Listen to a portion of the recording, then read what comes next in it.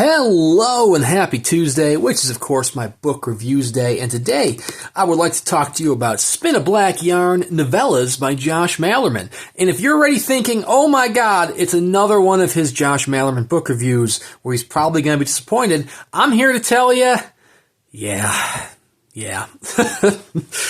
I'm still trying to recapture the joy, the essence of my first few Josh Malerman reads. And unfortunately, this didn't quite get there. But you know what? We're going to talk about it.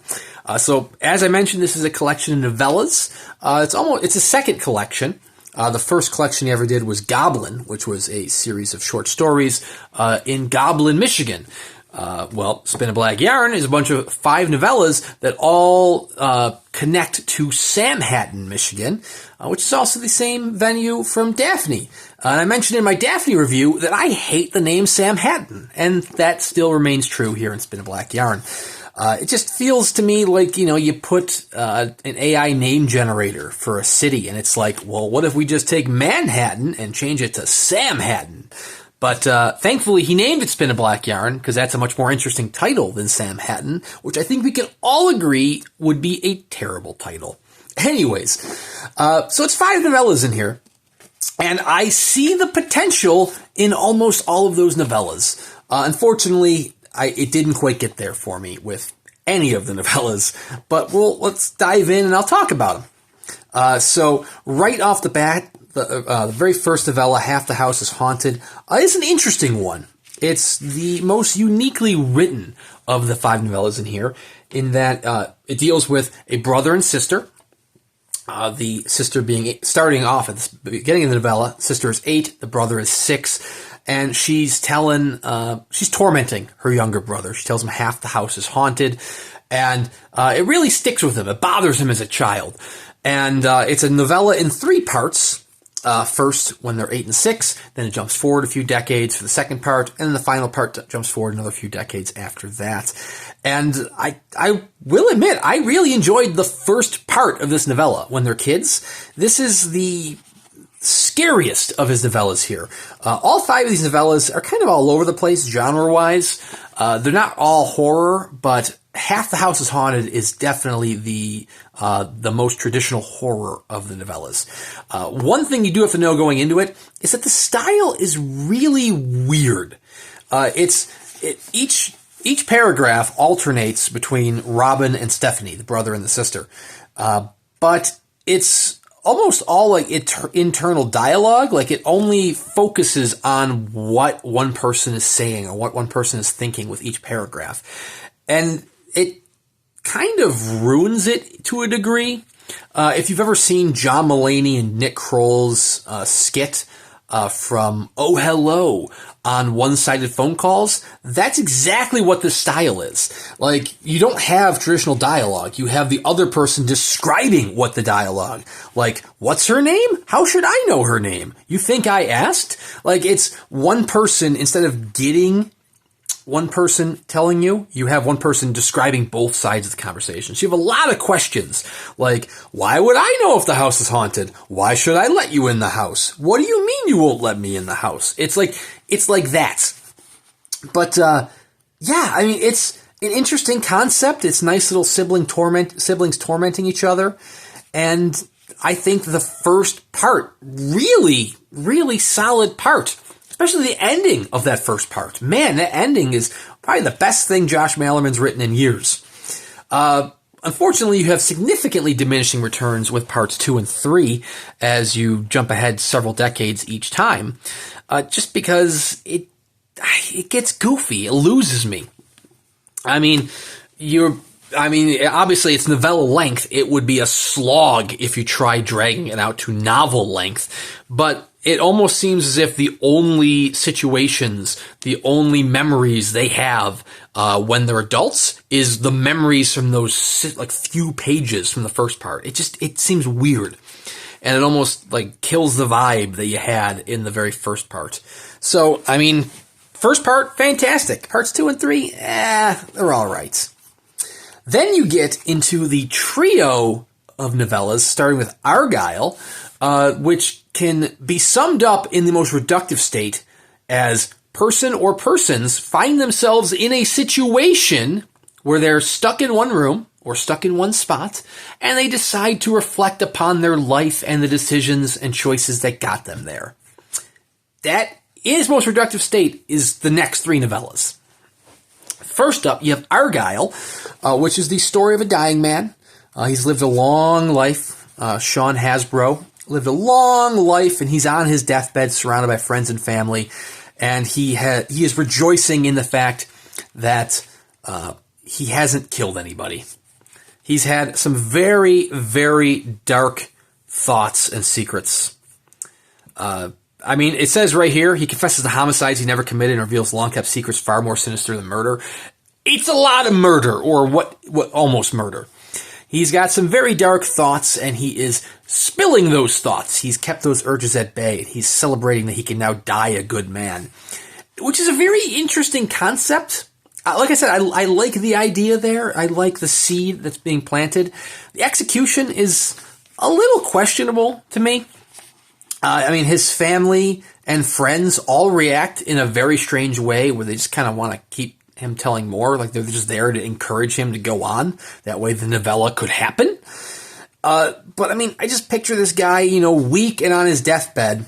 And somehow he's finding the strength to go on like huge page-length soliloquies of his desires and his thoughts. It just, I don't know. It's like his philosophical writing where he's diving into what it means to have these dark thoughts. And you're getting huge paragraphs of text as he's describing it. It almost feels like it'd be better as like a journal, as like an internal monologue. Much like the journal was in Daphne. I feel like that would be the best way to get this across. It just, I don't know. Stylistically, it kind of fell apart for me. I mean, it's not a bad read by any means. It didn't waste my time. It didn't quite work as well as I think it could have. I'm flipping through it here for this review, and you're just seeing these huge, huge paragraphs of dialogue, and that is exactly what Argyle is like. But yeah, I mean, it's all right. The third one, Doug and Judy by the Housewasher, trademarked, probably my least favorite of the whole collection. This follows Doug and Judy, who are described right in the first sentence as assholes. They are assholes. So they are unlikable characters to begin with. And these are going to be your unlikable characters that you're stuck with for all of the pages of this novella. They are very materialistic, and they have decided to buy the new and impressive machine, the Housewasher, which the concept is simple. It's kind of almost gives you a Philip K. Dick vibe with like a play on societal expectations and materials. It's a device that washes everything in your house, and you, the homeowner, are trapped in a glass cylinder in your living room, whatever room you install it, I suppose. And so they go in this glass cylinder while the machine is washing their house, and that's just kind of silly to begin with, the idea of this thing taking all of your possessions and quite literally parading them in front of you as they're in the cylinder, and they have to reflect upon their past.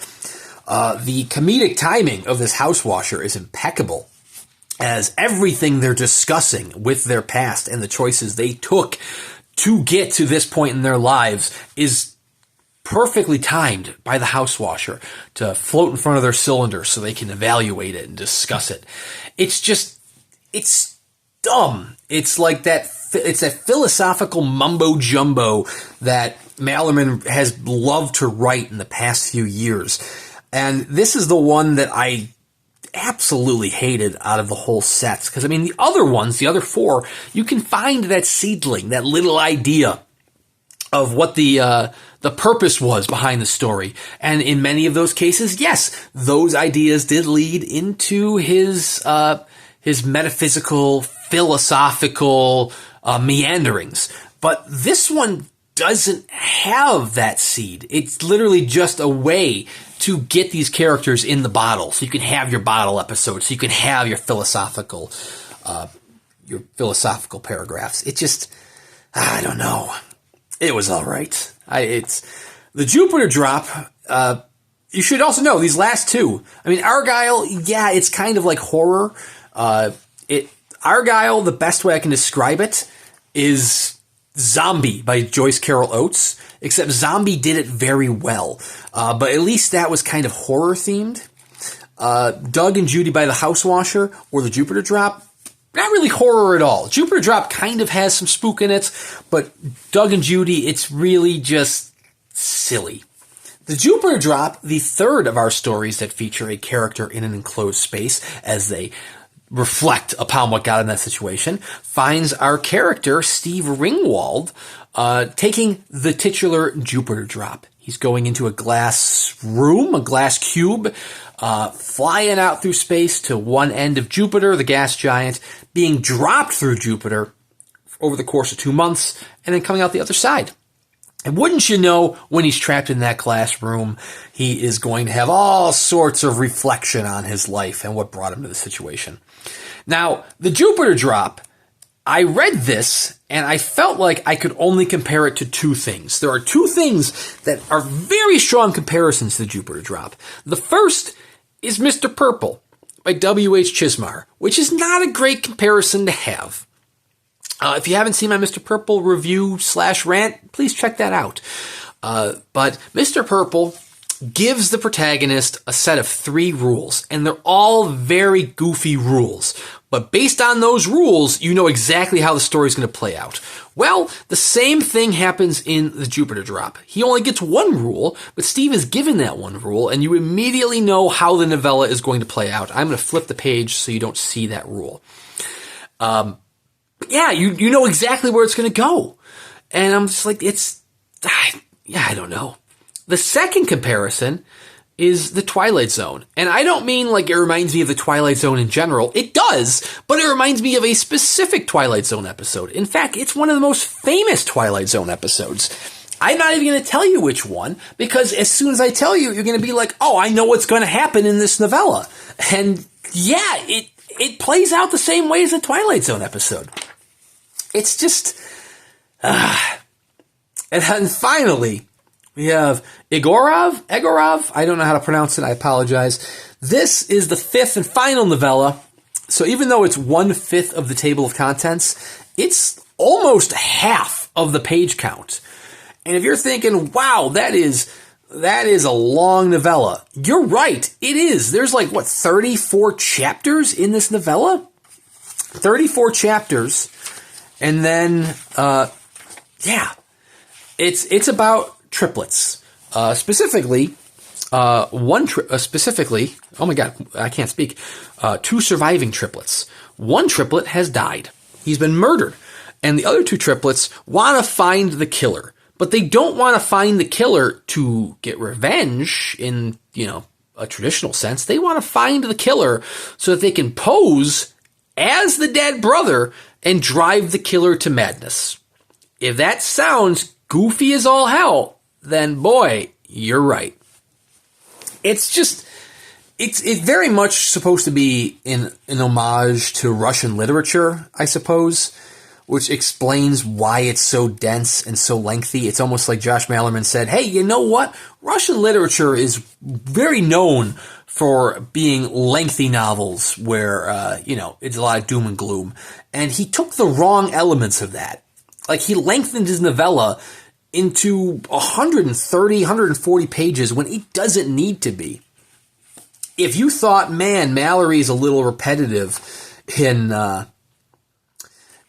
Bird Box, the way she repeats phrases, then boy, you're going to love this.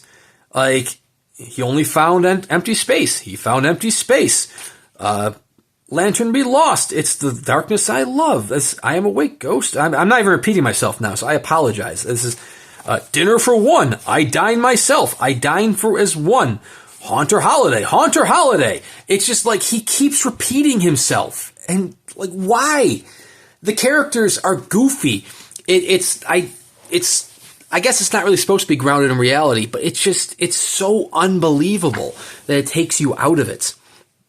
Of course, you can't get away without any more philosophical exposition. Not even exposition, because it doesn't add to the plot. Philosophical dumps through Misha, the character who is accused of the murder, and then you get like 2 pages of one single paragraph as he reflects upon the nature of death itself, and then he'll come back into the story and you get another page-length paragraph where he reflects upon death itself. It's a lot.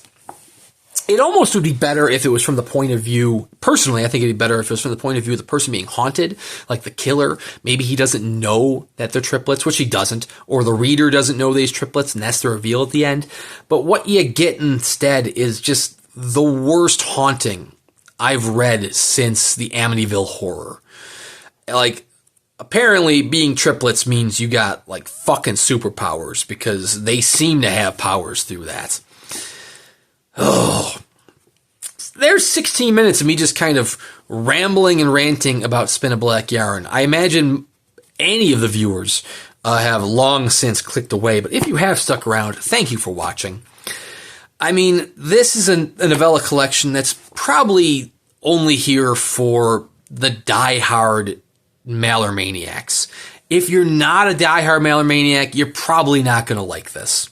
If you're looking for a horror collection, you're not going to like this. Like I said, the only one that's really straight up horror is Half the House is Haunted.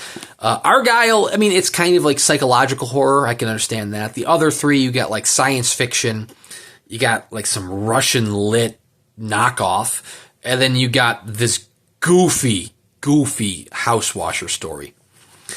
It's tough. It's a tough read. But yeah, I mean, this version I got signed from VJ Books. I keep supporting Josh Malerman because I keep looking for a title that's going to drag me back in. He does have a title coming out in a few months, which is Incidents Around the House. I'm going to buy it because no matter how many times I get burned, I keep coming back for more. Yeah, I mean, it's described as his scariest novel yet, which has me intrigued. But it's also about an 8-year-old, which he doesn't write children well. Yeah, going back to Half the House is Haunted, the kids, once again, don't sound like kids. And I get that Stephanie, who's 8, is going and reading words from a thesaurus, but it's just, come on, man. But yeah, Incidents Around the House, it sounds interesting to me, so I'm going to pick that one up as well. That's coming out in June, I believe. June or July. Like I said, early reviews are very strong. I can't imagine there being much philosophical paragraphs from the perspective of an 8-year-old, but you never know. I mean, Kit from Daphne managed to find a way, and Daphne sucked. If you've read Ghoul in the Cape, if you've read Daphne, if you liked like their philosophical banter in both of those, I mean, where you're diving in and you just got paragraph upon paragraph, then you'll like Spin a Black Yarn. If you didn't like those ones, you're not going to like this. I know there's a hardcover limited edition coming out from Dark Regions Press, and presumably there's going to be the inevitable UK limited edition from SST Publications. I'm personally going to pass on them just because... Man, that's why I read the trade edition first. I didn't want to buy it and then be disappointed, like what happened with Mallory. But man, sometimes I get the feeling that Josh Malerman is just kind of trolling his readers. Like it feels like he's not putting much effort into it, which is a shame because, like I said, his early stuff I loved, but just the past few years, it's just been miss after miss for me. But hey, if you've watched this far, and you've read this, let me know what you think in the comments below. Seriously, check out his early works. Josh Malerman's early works are fantastic, even if I haven't been as impressed with his later works, such as Spin a Black Yarn here.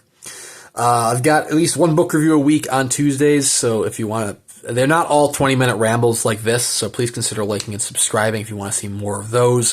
Plenty of unboxing videos in between here and there as well to keep you entertained. So thank you very much for watching, especially if you stuck around at the 20-minute mark here, and we'll see you around next time.